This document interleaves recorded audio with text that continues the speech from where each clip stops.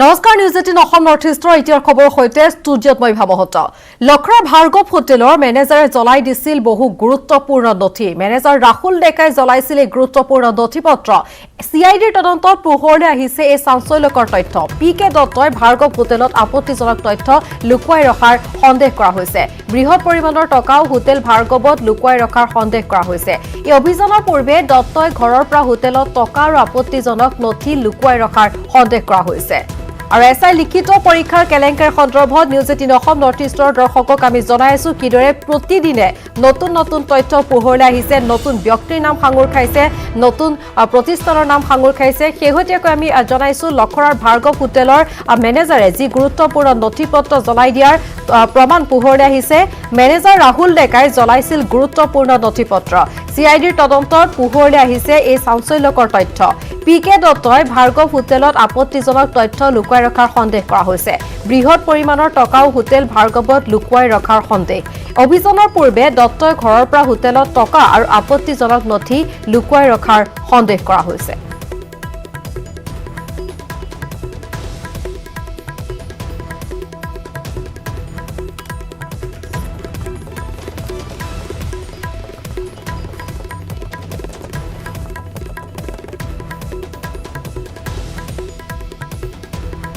আমি জনাই আছো কিদৰে যুদ্ধগতি চলিছে এছআই প্ৰশ্নকাকত ফাদিলৰ তদন্ত ধাৰাবাহিক অভিযানত নামিছে সিআইডি ক্ৰাইম ব্ৰাঞ্চ তথা আৰক্ষীৰ দল তৃতীয় দিনৰ বাবে শুকুৰবাৰে গণেশগুৰি থেংক ইউ লজত অভিযান চলাই ক্ৰাইম ব্ৰাঞ্চে তৃতীয় মালিক পংকজ শৰ্মা পনবৰাক লগত লৈ অভিযান চলোৱা হয় তাৰ সমান্তৰালভাৱে হোটেল ভাৰ্গৱৰ প্ৰসংগ আমি উল্লেখ কৰিছো এই হোটেল ভাৰ্গৱত যিহেতু ইতিমধ্যে হোটেল ভাৰ্গৱত কিদৰে পিকে দত্তৰ মালিকাধীন হোটেল ভাৰ্গৱত এই সমগ্ৰ কাণ্ডৰ সৈতে কেলেংকাৰীৰ সৈতে জড়িত বহু নথি তথ্য পোহৰলৈ আহিছে শেহতীয়াকৈ লখৰাৰ ভাৰ্গৱ হোটেলৰ মেনেজাৰে বহু গুৰুত্বপূৰ্ণ নথিপত্ৰ জ্বলাই দিয়াৰ তথ্য পোহৰলৈ আহিছে লখৰাৰ ভাৰ্গৱ হোটেলৰ মেনেজাৰে জ্বলাই দিছিল বহু গুৰুত্বপূৰ্ণ নথিপত্ৰ মেনেজাৰ ৰাহুল ডেকাই জ্বলাইছিল গুৰুত্বপূৰ্ণ নথিপত্ৰ সিআইডিৰ তদন্তত পোহৰলৈ আহিছে এই চাঞ্চল্যকৰ তথ্য পিকে দত্তই ভাৰ্গৱ হোটেলত আপত্তিজনক তথ্য লুকুৱাই ৰখাৰ সন্দেহ কৰা হৈছে বৃহৎ পৰিমাণৰ টকা হোটেল ভাৰ্গৱত লুকুৱাই ৰখাৰ সন্দেহ অভিযানৰ পূৰ্বে দত্তই ঘৰৰ পৰা হোটেলত টকা আৰু আপত্তিজনক নথি লুকুৱাই ৰখাৰ সন্দেহ কৰা হৈছে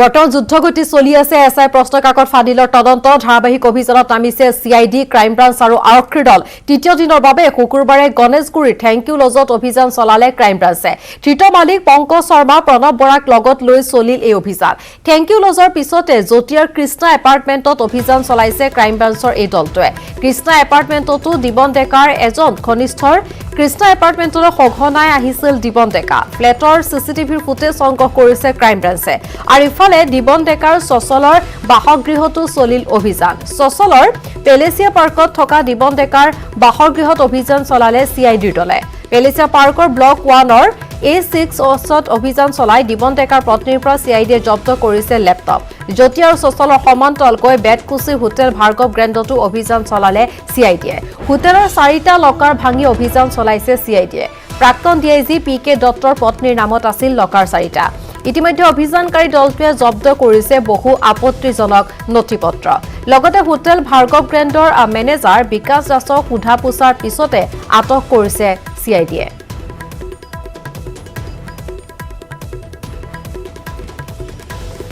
আমি জনাই আছো কিদৰে ধাৰাবাহিক অভিযান অব্যাহত আছে সিআইডি ক্ৰাইম ব্ৰাঞ্চ আৰু আৰক্ষীৰ তৃতীয় দিনৰ বাবে শুকুৰবাৰ দিনটো দেখা গ'ল গণেশগুৰি থেংক ইউ লজত পুনৰ অভিযান চলালে ক্ৰাইম ব্ৰাঞ্চে তৃতীয় মালিক পংকজ শৰ্মা প্ৰণৱ বৰাক লগত লৈ এই অভিযান চলোৱা হয় থেংক ইউ লজৰ পিছত জটিয়াৰ কৃষ্ণা এপাৰ্টমেণ্টত অভিযান চলাই ক্ৰাইম ব্ৰাঞ্চৰ দলটোৱে কৃষ্ণা এপাৰ্টমেণ্টতো দিবন ডেকাৰ এজন ঘনিষ্ঠৰ আৰু কৃষ্ণা এপাৰ্টমেণ্টলৈ সঘনাই গৈছিল দিবন ডেকা ফ্লেটৰ চিচিটিভিৰ ফুটেজ সংগ্ৰহ কৰিছে ক্ৰাইম ব্ৰাঞ্চে দিবন ডেকাৰ চচলৰ বাসগৃহত অভিযান চলোৱা হৈছে দিবন ডেকাৰ বাসগৃহত সিআইডিৰ এই অভিযান চলিছে য'ত দিবন ডেকাৰ পত্নীৰ পৰা লেপটপ জব্দ কৰিছে জটিয়া চচলৰ সমান্তৰালকৈ বেডকুচি হোটেল ভাৰ্গৱ গ্ৰেণ্ডতো অভিযান সিআইডিৰ হোটেলৰ 4টা লকাৰ ভাঙি অভিযান চলাইছে প্ৰাক্তন ডিআইজি PK দত্তৰ পত্নীৰ নামত আছিল এই লকাৰ চাৰিটা ইতিমধ্যে অভিযানকাৰী দলটোৱে জব্দ কৰিছে বহু আপত্তিজনক নথিপত্ৰ লগতে হোটেল ভাৰ্গৱ গ্ৰেণ্ডৰ মেনেজাৰ বিকাশ দাসক সোধা পোছাৰ পিছতে আটক কৰিছে CIDয়ে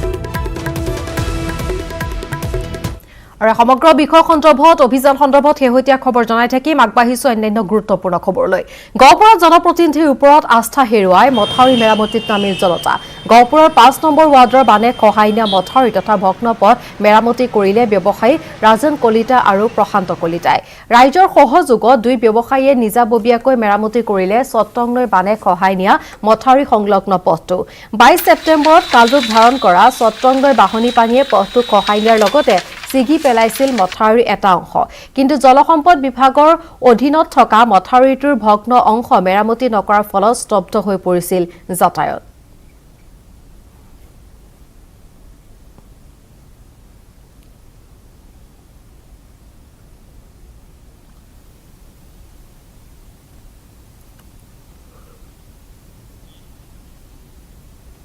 আৰু এখন ৰিপৰ্ট আগবঢ়াইছো পলাশ ফুকনৰ এক প্ৰতিবেদন গহপুৰৰ ৰাইজৰ বাবে চকুপানী স্বৰূপ চট্টং নৈয়ে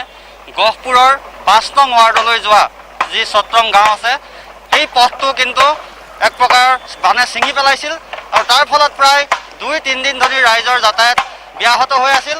কিন্তু জলসম্পদ বিভাগৰ অৱহেলাৰ ফলত এতিয়া ৰাইজে নিজেই পথটি নিৰ্মাণ কৰিবলৈ ওলাই আহিছে চূড়ান্ত অৱহেলা জলসম্পদ বিভাগৰ কিয়নো কোনো গুৰুত্ব প্ৰদান নকৰিলে পথটি নিৰ্মাণৰ ক্ষেত্ৰত যাৰ ফলত এতিয়া ৰাইজে হাৰাশাস্তি ভুগি নিজে আচলতে টকা খৰচ কৰি এনেদৰে পথটি এই মুহূৰ্তত নিৰ্মাণ কৰি আছে দেখাইছে কেমেৰা সহযোগীয়ে নিচেই 15 নম্বৰ ৰাষ্ট্ৰীয় ঘাইপথতে লাগি থকা এটি অতি গুৰুত্বপূৰ্ণ ব্যস্ত পথ কিন্তু জলসম্পদ বিভাগে পদক্ষেপ ল'ব লাগিছিল কিন্তু কোনো পদক্ষেপ লোৱা দেখা নগ'ল যাৰ ফলত এতিয়া গাঁৱৰ ৰাইজ আৰু দুগৰাকী ব্যৱসায়ী মিলি এনেদৰে কিন্তু পথটি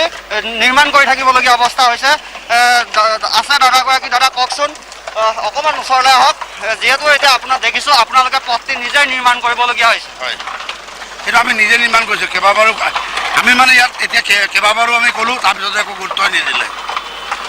এইবাৰলৈ 3 বছৰ হ'ল একোৱে গুৰুত্ব নিদিলে নিজাকৈ আমি নিজাববীয়া কৰিব লগা হৈছে আৰু যথেষ্টখিনি পইচা খৰচ হ'ব এতিয়া কেনেকৈ যোগাৰ কৰি নিজৰ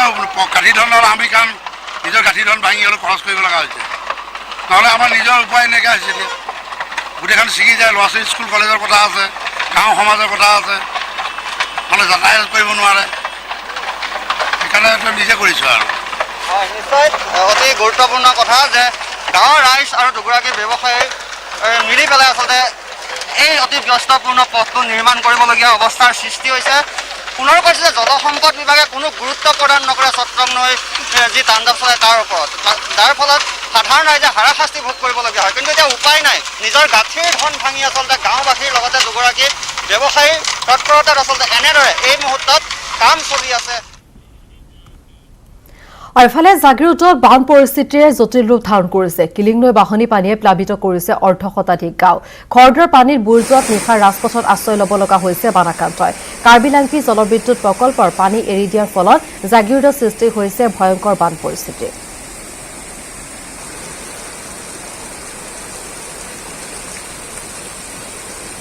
আৰু এই সন্দৰ্ভত জাগিৰোডৰ পৰা আগবঢ়াইছো অজয় পলৰ এক প্ৰতিবেদন হয় স্যাৰ ক্ৰমাৎ জটিল ৰূপ ধাৰণ কৰেছে জাগিৰোডৰ বান পৰিস্থিতি আৰু মই বৰ্তমান উপস্থিত আছো জাগিৰোডৰ পলাহাগুৰি গাঁৱত আৰু পলাহাগুৰি গাঁৱত দেখা গৈছে এনে ধৰণৰ এক পৰিৱেশ এই যে পথ এই পথৰ ওপৰেদি হুৰা হুৰে পানী বাগৰিছে আৰু নিশাৰ ভিতৰতে আচলতে এই পানীৰ সৃষ্টি হৈছে যিহেতু বিগত প্ৰায় 4-5 দিন ধৰি নেৰানেপেৰা যি বৰষুণ, সেই বৰষুণৰ ফলত আচলতে কাৰ্বি লাংপি জলবিদ্যুৎ প্ৰকল্পৰ যি জলপৃষ্ঠ আচলতে ওপন্দি উঠিছিলে আৰু তাৰ পিছতেই দেখা গৈছে সেই জলবিদ্যুৎ প্ৰকল্পৰ পানী তেওঁলোকে এৰি দিবলৈ বাধ্য হৈছিলে। আৰু তাৰপিছতেই যি কিলিং নৈৰ যি জলপৃষ্ঠ এনেধৰণে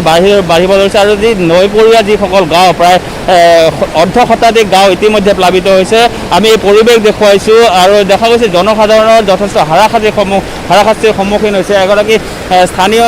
যুৱক আছে, আমি তেখেতৰ পৰা কিছু কথা জানিব বিচাৰিম। কেনেধৰণৰ এতিয়া পৰিৱেশ আপোনালোকৰ? পৰিৱেশ মানে এতিয়া অলপ কমাইছে, মানে বহুত অশান্তি আৰু কালি হঠাৎ পানীটো আহিছে, কোনে ভাবিব পৰা নাই আমি ধৰক এনেকুৱা হ'ব বুলি। ঘৰৰ বয় বস্তুবিলাক নষ্ট হৈছে, এইবিলাক হৈছে আমি যেন ধৰক বাচাইছোঁ, মানে আমি মানে বস্তুটো চাংটো ওখ কৰি আছোঁ আৰু এইখন যেনে খোৱা পানী নাই, এই পানী নিব আহিছোঁ আমি, ৰাইজে পানী দি আছে। এই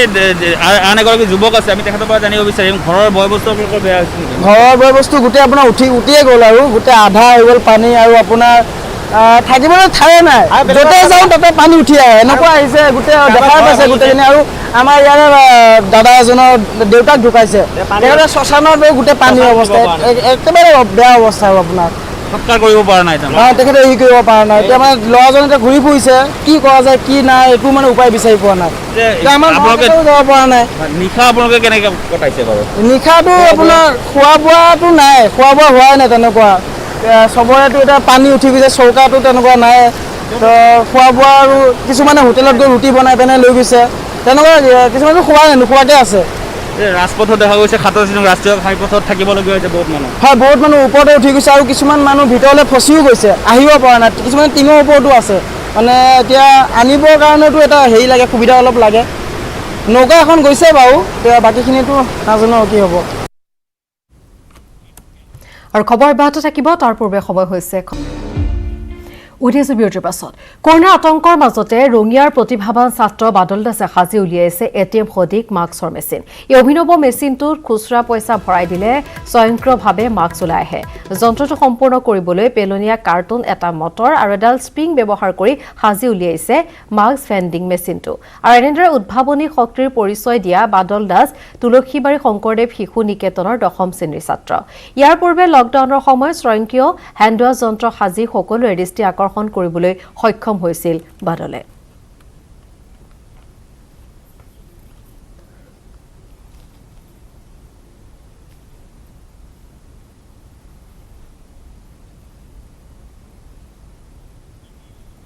আৰু এখন ৰূপত আগবঢ়াইছো ইনামুল ইছলামৰ এক প্ৰতিবেদন।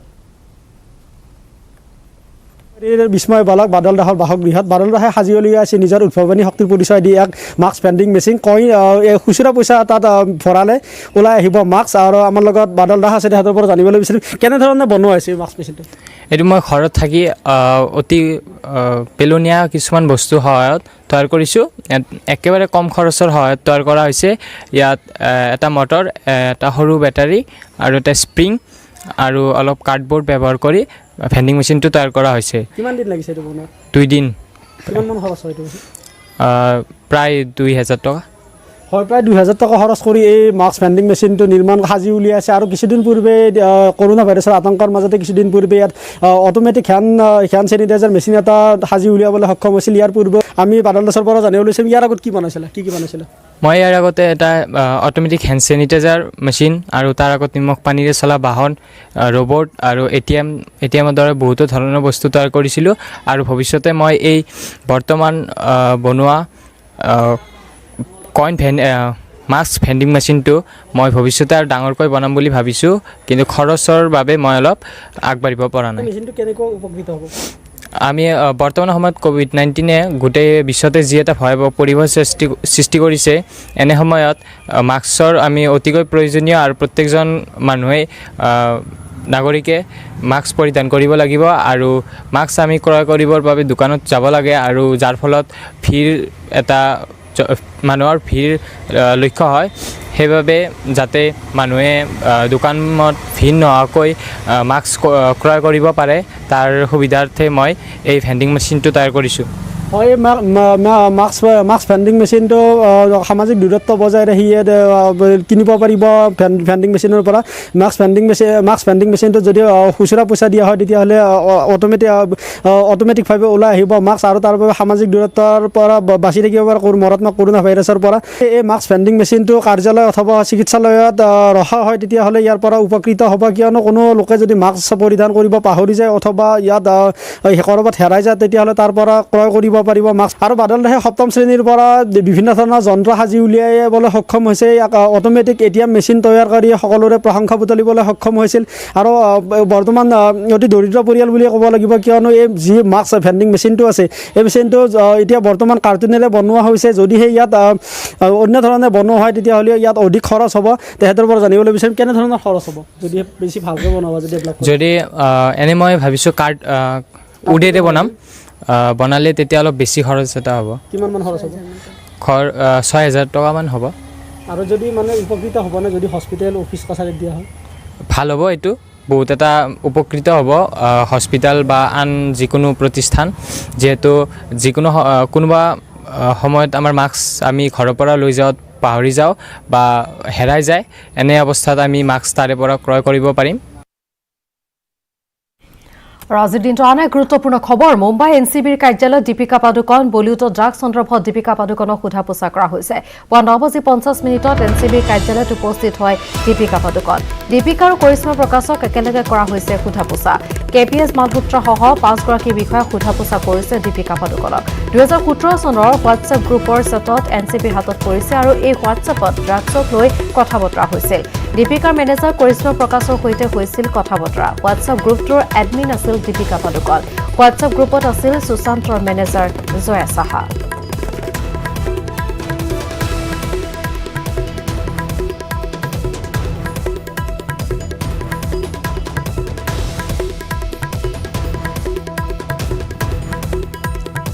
আজি পুৱা 9:50 NCBৰ কাৰ্যালয়ত উপস্থিত হয় দীপিকা পাডুকন দৃশ্য আমি দেখুৱাইছোঁ আৰু NCB আজি সোধা পোছা কৰিছে দীপিকা পাডুকনক আৰু দীপিকা পাডুকন লগতে কৰিশ্মা প্ৰকাশক একেলগে সোধা পোছা কৰা হৈছে KPS মালহোত্ৰাসহ 5গৰাকী বিষয়াক সোধা পোছা কৰিছে দীপিকা পাডুকনক 2017 চনৰ হোৱাটছএপ গ্ৰুপৰ যি কনভাৰচেশ্যন সেয়া NCBৰ হাতত পৰিছে আৰু হোৱাটছএপত ড্ৰাগছক লৈ কথা বতৰা হৈছিল দীপিকাৰ মেনেজাৰ কৰিশ্মা প্ৰকাশৰ সৈতে হৈছিল কথা বতৰা হোৱাটছএপ গ্ৰুপটোৰ এডমিন আছিল দীপিকা পাডুকন হোৱাটছএপ গ্ৰুপত আছিল সুশান্তৰ মেনেজাৰ জয়া সাহা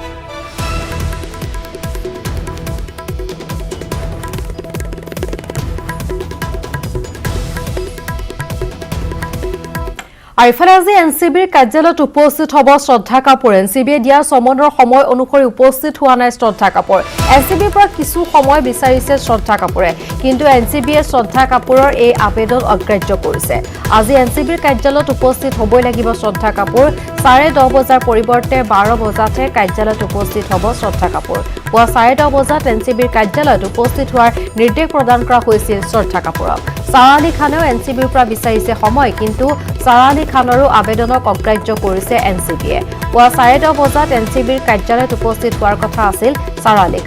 আলী খানক 12 বজাত উপস্থিত হ'বলৈ নিৰ্দেশ প্ৰদান কৰিছে NCBয়ে ড্ৰাগছ সন্দৰ্ভত দুয়োগৰাকী অভিনেত্ৰীক সোধা পোছা কৰিব NCBয়ে হোৱাটছএপ গ্ৰুপত এই দুই অভিনেত্ৰীৰ ড্ৰাগছ সন্দৰ্ভত কথা বতৰা হৈছিল শুকুৰবাৰে ৰকুলপ্ৰীতক সোধা পোছা কৰিছিল NCBয়ে 4 ঘণ্টা ধৰি সোধা পোছা কৰা হৈছিল ৰকুলপ্ৰীতক NCBৰ জেৰাৰ সময়তে ৰকুলপ্ৰীতে কৰিলে স্বীকাৰ ৰিয়া চক্ৰৱৰ্তীৰ বাবে ড্ৰাগছ মজুত ৰাখিছিল ৰকুলপ্ৰীতৰ ঘৰত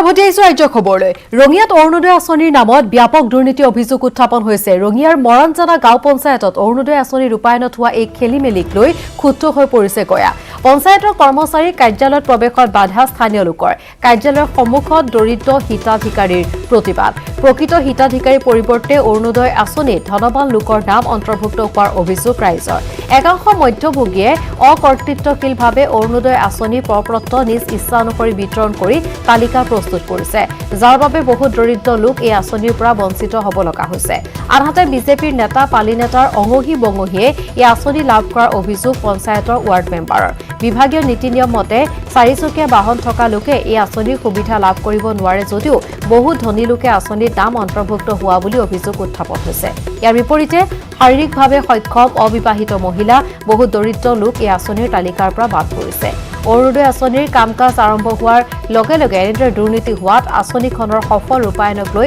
সন্দিহান হৈ পৰিছে ৰাইজ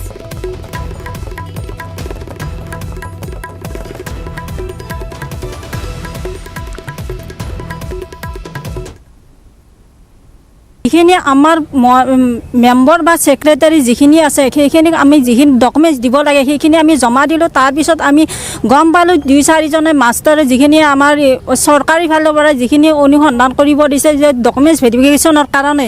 সেইখিনি মানুহে ডকুমেণ্টছখিনি ভেৰিফিকেশ্যন কৰি গ'ল কিন্তু কিছুমান ধনী মানুহ কিছুমান এঘৰ মানুহৰে 2-3জনে পাইছে কিন্তু যিখিনি আমাৰ চৰকাৰৰ গাইডলাইন হিচাপে যিখিনি সেই গাইডলাইন হিচাপে তাৰমানে কোনো ধৰণৰ পোৱা নাই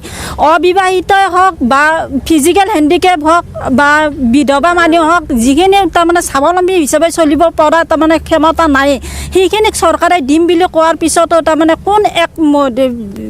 মানুহে তাৰমানে চৰকাৰী পঞ্চায়তৰ মানুহ নজনাকৈ তাৰমানে লিষ্টখন